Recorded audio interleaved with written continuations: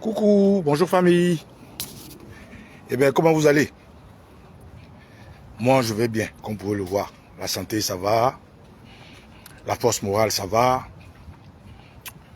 Le physique, ça va. Voilà. Et c'est pas parce que ça va chez moi que je vais m'enorgueillir. Parce qu'on ne sait jamais de quoi demain est fait. Je tiens à travers cette santé que nos ancêtres me donnent, vous souhaitez la même chose. Vous souhaitez que vous ayez une force spirituelle incommensurable. Vous souhaitez que vous restiez pour le combat de la Côte d'Ivoire opiniâtre. Vous souhaitez que dans vos familles, dans votre boulot, dans vos entreprises, vous soyez à la tête et que rien ne puisse vous vider de la sève de vos pères, de vos mères et de vos familles respectives. Camarades, je tiens à vous saluer au nom de nos ancêtres et profiter de cette petite vidéo flash pour donner mon point de vue sur l'actualité showbiz. Voilà.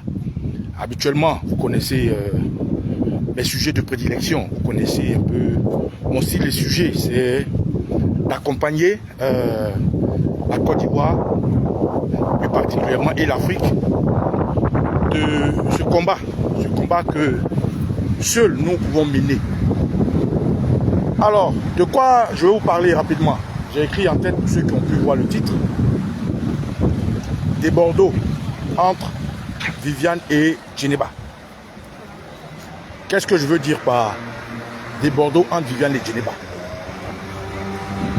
Avant d'aborder ce thème, je voulais d'abord faire un clin d'œil à une jeune sœur qui a commenté mon post où j'ai exposé par écrit mon point de vue. Je voulais lui faire un coucou et lui dire que d'abord j'apprécie la qualité de son message, j'apprécie aussi la courtoisie dans son message et j'apprécie sa liberté d'expression. Et donc je lui fais un gros coucou et j'ai déjà répondu à ton message, voilà, pour te dire que le Bordeaux que nous connaissons n'est pas un artiste à négliger aujourd'hui en Côte d'Ivoire.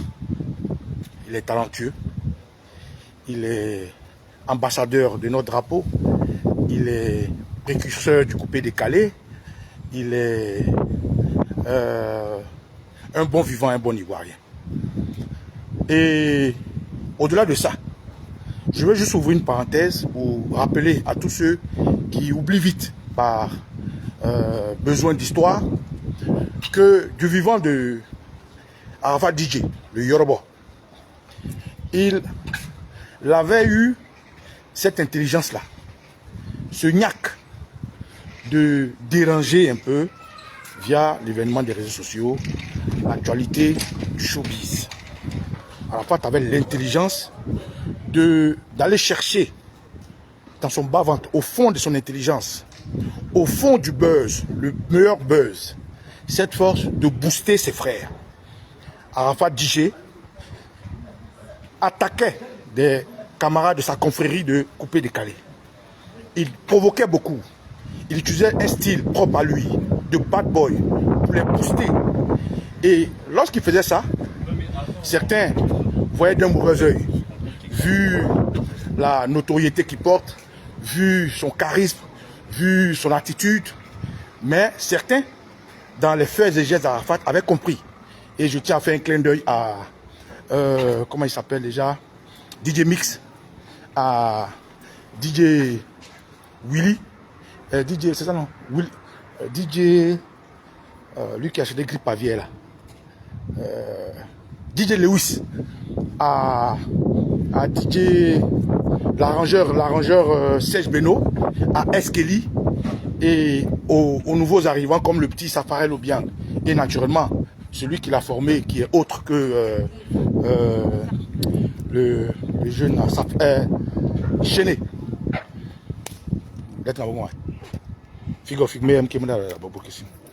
Donc, camarades,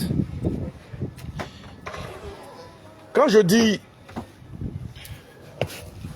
excusez-moi, quand je dis des Bordeaux entre Viviane et Djeneba Diaba. C'est de tout ça que je veux exposer ici, parce qu'il est important qu'on puisse faire la différence entre un conseil, un critique, le fanatisme, la raison, et aussi, au-delà de la raison, l'actualité de nos pays. Alors, pour lever l'équivoque et sortir de l'amalgame des émotions et du fanatisme, quand Arafat prenait Serge Beno, mais il ne jouait pas avec le gars, hein, il te l'allumait. Quand Arafat prenait n'importe quel artiste, il te l'allumait parce qu'il était en avance sur son temps. Il boostait son temps. Il fabriquait son temps. Il se fabriquait. Et aujourd'hui, dans n'importe quel pays où on parle du coupé-décalé, au-delà du Doya, du jet set d'Ouksaga, il y avait Arafat DJ, le Yoruba, le Sao Tomé. Il y avait l'influemento. Parce que l'homme savait utiliser chaque instant de sa vie. Il savait utiliser chaque événement. Il savait utiliser chaque timing du monde pour s'imposer et tirer les autres avec. Mais quand il s'agissait de parler de Bordeaux, Arafat disait qu'il était talentueux. Il appelait Digbe Tanguy, le chien, comment il appelait le petit chien ou bien le woubou, quand il avait des noms qu'il lui donnait. Mais entre tous les artistes, de tous les artistes, je voulais dire, qui était l'artiste le mieux placé pour évoluer avec Arafat ou comprendre Arafat? Il s'appelle Debordo Likoufa, que les gens appellent le Mimi national. Mais pourquoi est-ce que aujourd'hui Debordo Likoufa est dans la traîne? Pourquoi aujourd'hui Debordo Likoufa est dans les choses inutiles? Pourquoi aujourd'hui Debordo Likoufa est suivi par pitié par beaucoup d'Ivoiriens? Pourquoi? Parce que Arafat le disait qu'il était paresseux, il n'était pas inspiré, il manquait d'inspiration, il manquait de créativité, il n'était pas roots, il n'était pas, comment dirais-je, il n'avait pas de gnac. Mais les autres qu'Arafat critiquaient là, à part DJ, comment il s'appelle même, comment il s'appelle, Che Guevara, avec qui Arafat n'a jamais eu de problème. Arafat a titillé tous les artistes. Et puis Eskeli, voilà, les deux artistes qu'Arafat n'a jamais emmerdé, Che Guevara et Eskeli. Même l'arrangeur, comment il s'appelle, Baby Philippe, Arafat le tensait à chaque fois. Mais pourquoi il le faisait? Il a expliqué un jour sur un plateau, sur les plateaux TV5, une émission, voilà, TV5 ou je sais pas quoi, qu'il faisait ça pour booster ses frères. Parce que pour lui, c'est le coupé-décalé qui avait servi de tremplin, inspiré des mélodies contemporaine, l'avènement des Nadja, de l'afrobeat Nadja. Donc il ne comprenait pas pourquoi ses frères refusaient de travailler. Il ne comprenait pas pourquoi il devait être le seul à aller au full contact avec les autres. Et Arafat rentrait dans partout. Naturellement, il se faisait des ennemis. Donc aujourd'hui, quand je dis de Bordeaux entre Djeneba Diaba et Viviane, je veux donner un conseil aux frères de Bordeaux Likoufa. Pour ceux qui ne savent pas, j'ai été dit joker en Côte d'Ivoire. Ça surprend? Baba Nicolo a été 10 jokers en Côte d'Ivoire. Et on m'appelait DJ Nico. Je répète, j'ai été 10 jokers en Côte d'Ivoire. Et on m'appelait DJ Nico. Ce que je dis, vous pouvez vérifier avec le président de l'association des animateurs de Côte d'Ivoire. Adjassi, 10 jokers animateurs de Côte d'Ivoire. Adjassi, parrainé par le grand Gadi himself. Demandez à DJ Luciano. Demandez à DJ Alex Funk, président des DJ jokers de Yopougon dans le temps. Demandez à Alain Kwasi. Demandez à DJ Jeff. Demandez à tous ceux-là, ils vont vous dire. Baba Nicolo n'était pas n'importe qui. Aujourd'hui, je salue la discipline qui a poussé des DJ jokers à être des grands de ce monde. Je salue DJ Donald, M. Kwame qui est aujourd'hui avocat, maître, juriste. Je salue DJ Pata Pata qui est aujourd'hui dans les actions, dans les grands business. Je salue DJ Max qui aujourd'hui est le président et qui a créé son école de DJ joker. Je salue tous ces grands DJ là, les comment dirais-je, DJ Prince, les DJ, comment il s'appelle, Hervé Denon, tous ceux-là. Demandez. Le président des DJ jokers de Côte d'Ivoire, s'appelle DJ Luciano. Demandez à DJ Luciano qui était le président des DJ de Cocody, Plateau et Bergerville, c'était moi, Baba Nicolo. Voilà. Demandez aux noceurs, ils savent. Le coupé décalé, lorsque ça arrivait en Côte d'Ivoire, la première boîte de nuit où le coupé décalé a eu ses premiers pas, s'appelle le Bogolan. Et j'étais là. Les gens disent des choses qu'ils ne savent pas. C'est pas tous les DJ qui savent ça. La première boîte de nuit, c'était un petit bar. Lorsque vous allez aux deux plateaux, il y a Farandole et il y a Pichoun. Quand vous allez dans le sens de la gare de Woroworo, vous dépassez le carrefour de Polyclinique de deux plateaux. Juste après le carrefour de Polyclinique de deux plateaux, avant de trouver le carrefour de Makassi, il y avait un petit bar climatisé, on appelait le Bogolan. C'est là-bas que les jet-setters, ils n'étaient pas encore en vogue. Quand ils avaient commencé à faire le coupé décalé, c'était en France. Quand ils sont rentrés en Côte d'Ivoire, c'est là-bas qu'ils ont fait les premiers pas. Sans volement, décalement, c'est nous, on a créé ça. Voilà. Parce qu'eux disaient décaler, couper, décalement. C'est nous. Demandez à mon ami DJ Pata Pata. En ce moment, on était en pleine après-guerre, après le coup d'État, où tout marchait en Côte d'Ivoire, où le pays était divisé. Moi, j'ai contribué. C'est-à-dire, c'est pas la première fois quand le président Gbagbo parle de je me bats jusqu'à ma vie, c'est quelqu'un qui s'est battu. C'est ça que j'aime chez lui. Je ne vais pas parler de politique, mais je veux dire que quand je parle de DJ de Bordeaux, je le connais. Demandez à DJ de Bordeaux, le manager de la boîte de nuit, le Christian Night Club, qu'il a reçu en 2009, lorsqu'il avait la présélection de Miss Côte d'Ivoire. Il s'appelle comment? C'est moi. Comme ils ont la mémoire courte tous, c'est moi. Je les ai reçus.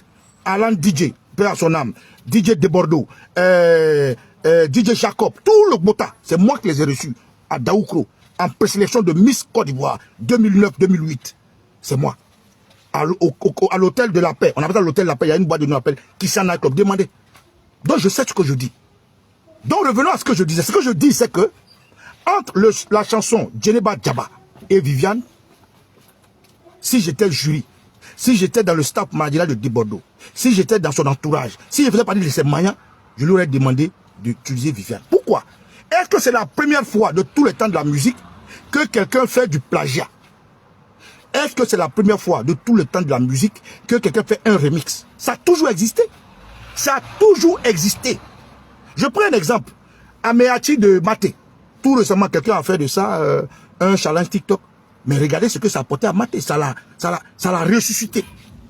Aujourd'hui, les gens chantent une chanson bizarre au Nigeria qui fait « Gwa gwa gwa gwa ». C'est une chanson de Mike Ejiaga.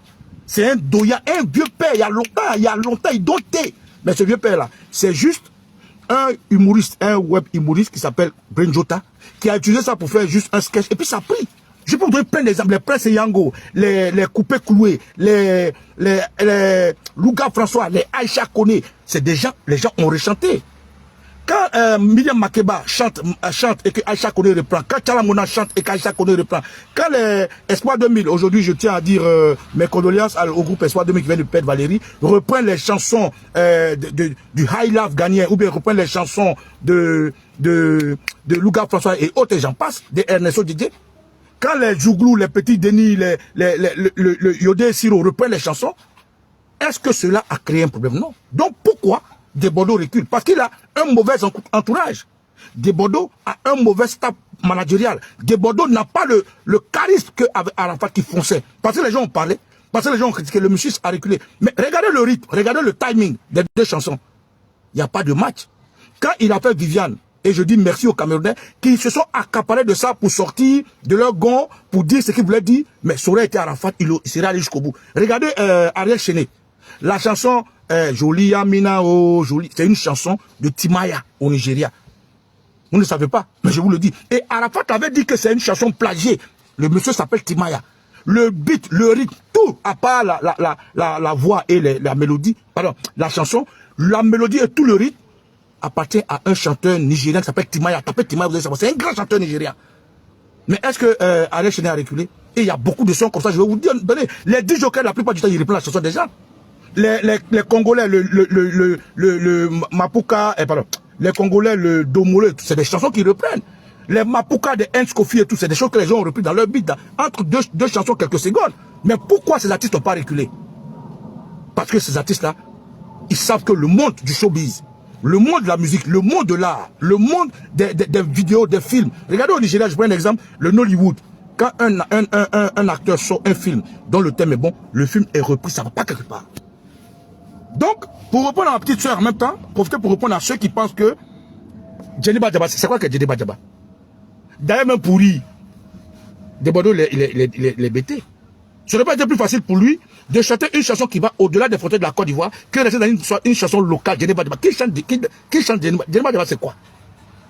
Il faut aujourd'hui, à l'ère de l'internet, à l'ère des réseaux sociaux, que des artistes comme des Bordeaux s'exportent. Regardez Magic System. Regardez Magic System, à chaque fois ses amis.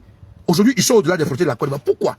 Parce qu'ils ont pu toucher avec du techno, avec du rythme blues. Ils ont pu toucher avec du rythme universel leur chanson Premier Gaou. Regardez où c'est arrivé.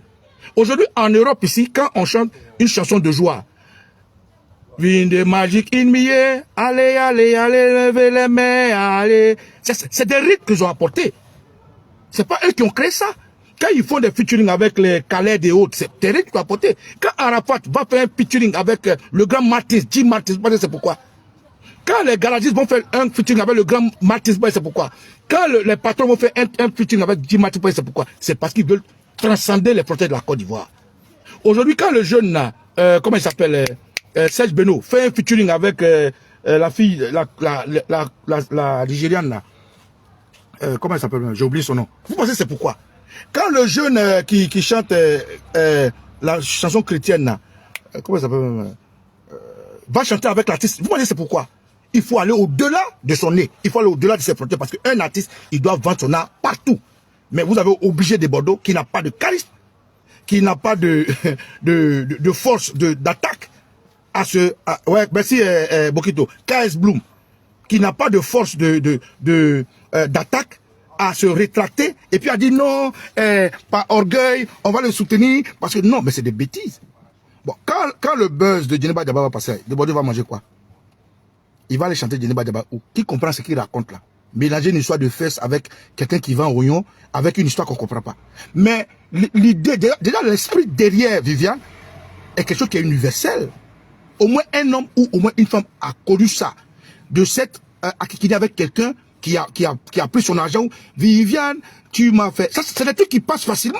Donc, parce que les Camerounais ont crié, les hypocrites et les gens qui ne voient pas plus loin que leur gueule sont venus dire à des Bordeaux, laisse tomber. Et des Bordeaux allaient sortir une chanson. Djeneba Djaba là, plusieurs, c'est oiseaux vacances, il veut faire.